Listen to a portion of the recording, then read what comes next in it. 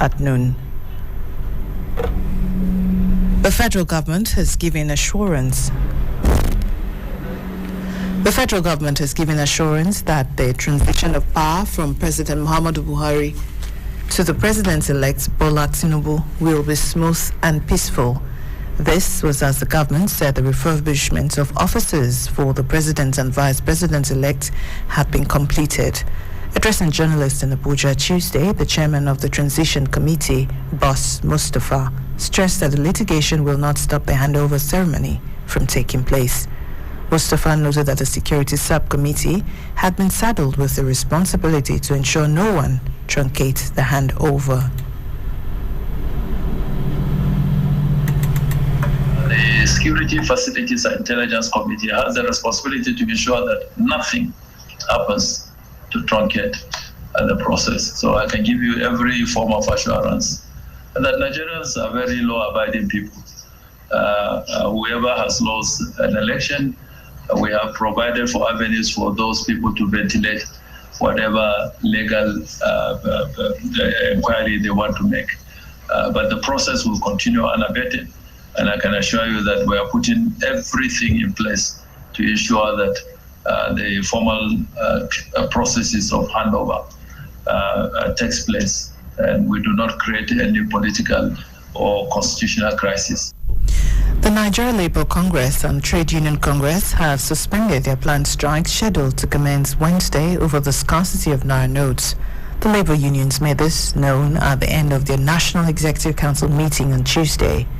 NLC President Joe Ajero said after receiving briefings from its states council in 36 states and the Federal Capital Territory, the NLC decided to put on hold the planned stay-at-home directive issued to workers last week. He said the NLC will resume the planned protest if Naira notes become unavailable to Nigerians by the end of 2 weeks. With reports coming from all the states of the Federation and local governments on the level of compliance of banks. And we're happy to tell you that, yes, there is compliance by CBN.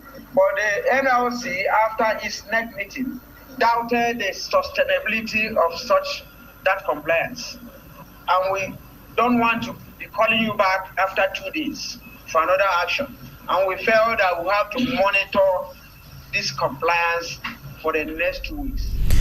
The Petroleum and Natural Gas Senior Staff Association of Nigeria, Pengasan, Tuesday called on the federal government to stop subsidizing premium motor spirits, popularly called petrol. It also called on the government to ensure the speedy rehabilitation of Nigeria's refineries, stressing that this will help ease the hardship that could arise from the halt of fuel subsidy. Pengasan's president, Festus Osifo, disclosed this while speaking with journalists at the National Executive Council meeting of the association in Abuja. Asked whether Pengasan was in support of fuel subsidy removal in the absence of any functional domestic refinery, Osifo replied, yes. At domestic refining, and we also look at the issues bordering on subsidy. If we address this, Nigerians and the Nigerian government will earn more money from the crude oil sales, and that money will go into CBN.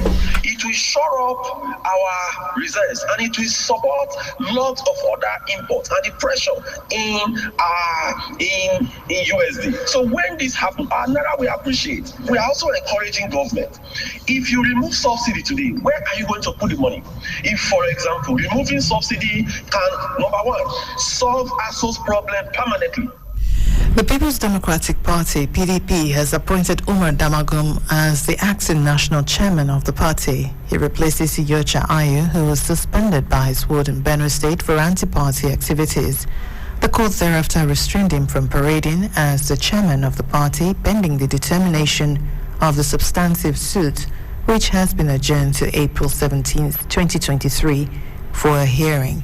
A member of the party from Benue, Tehide Uta, who is the plaintiff before Justice W.I. Bochi, obtained the order stopping Ayu from parading himself as the chairman of the party.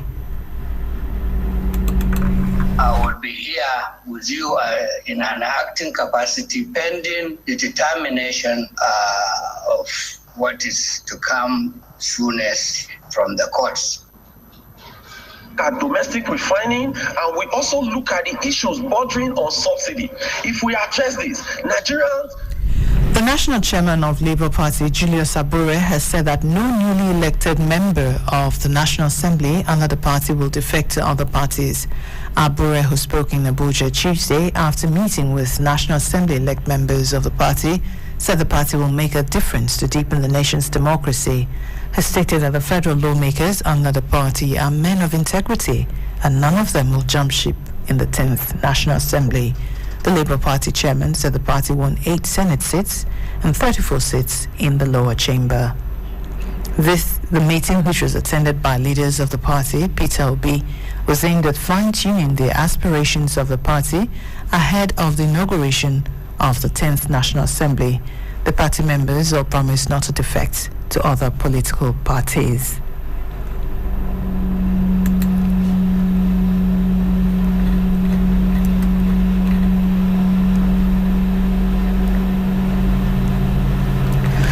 Meanwhile,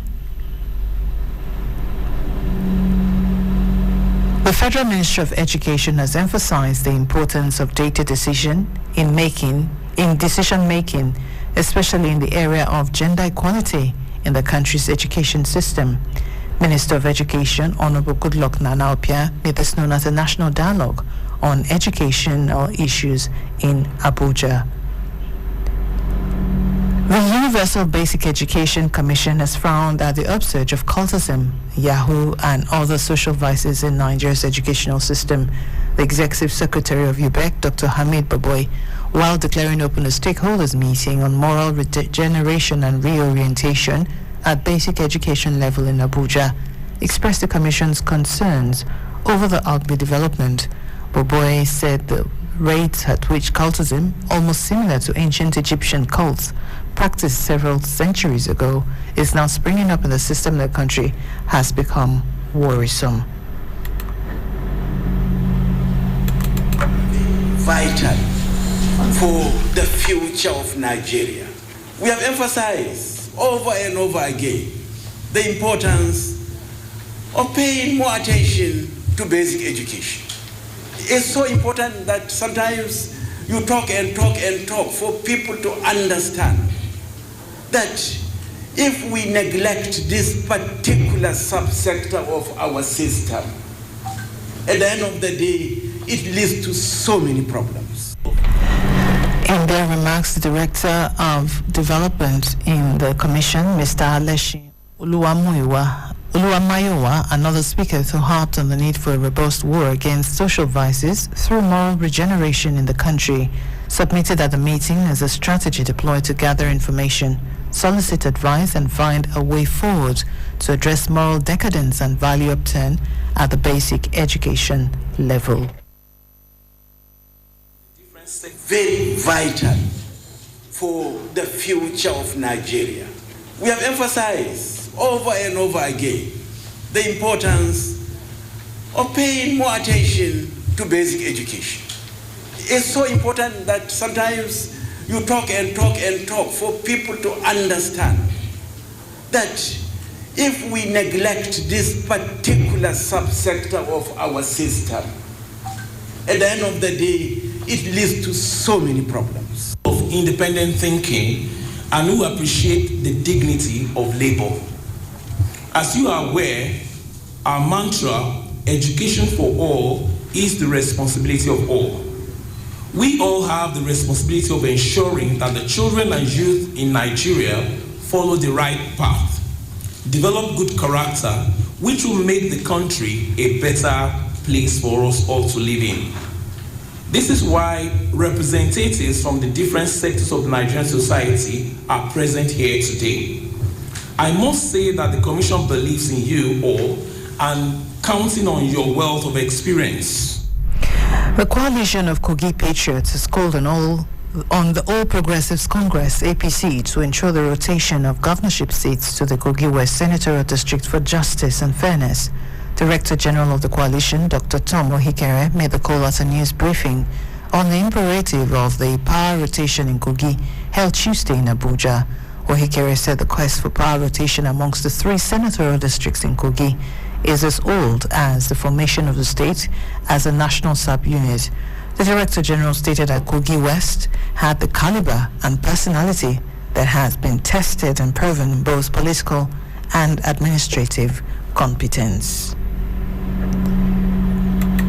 On the foreign scene, the shooter who killed 6 people at a school in Nashville, Tennessee on Monday bought 7 guns legally and hid them at home, police say.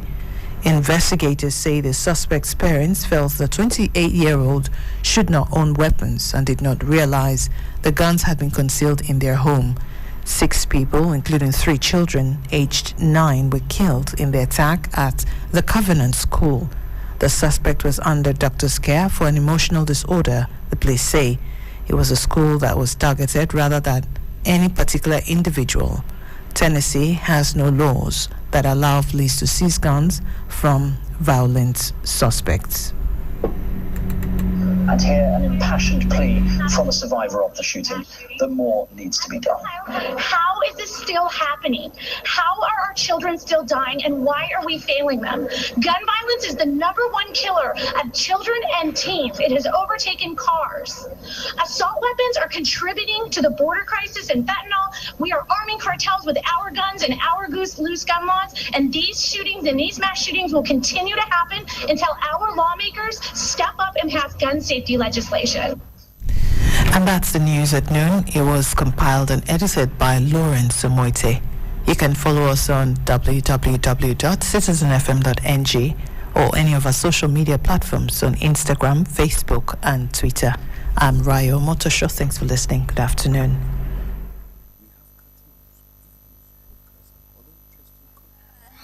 93.7 Citizen FM. Let's talk about it on our favorite radio station. We're more than just a radio station. We are a part of